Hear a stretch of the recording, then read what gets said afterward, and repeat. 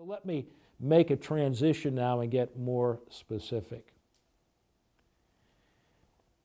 If you go back to the early, as some scholars have said, the 13th or the 12th centuries, you have a situation where those 5 nations are a perpetual war among themselves. They're not getting along. They haven't formed bonds, even though they do have a common language with varying dialects, but they're not getting along. And something very, very important happens.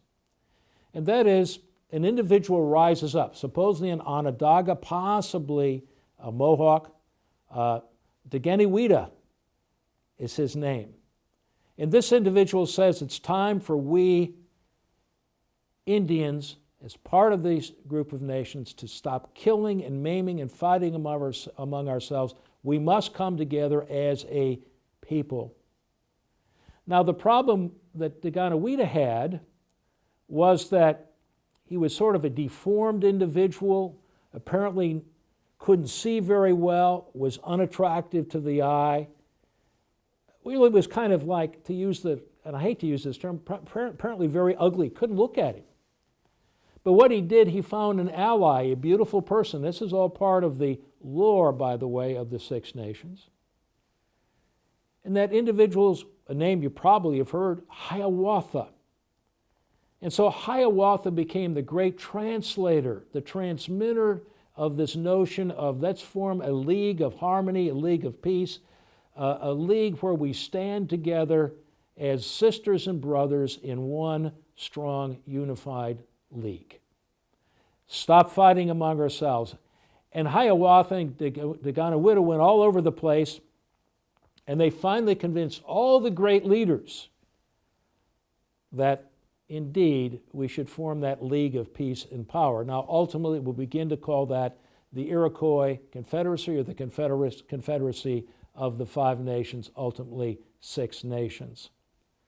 This is a very, very important part of the process, and I should add at this point that this is part of oral tradition, that these populations did not have necessarily any form of a written language. So these oral traditions will be passed down through the generations very, very carefully down to our own time.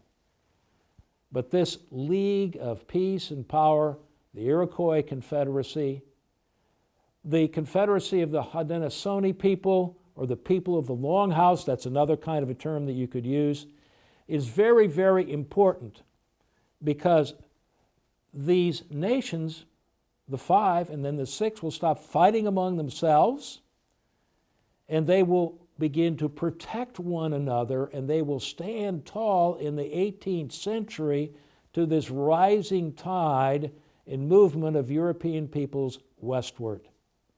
In fact, the Confederacy is an example, and it is a very important point. Sometimes in our modern culture, we think of Native Americans as uncivilized, savages.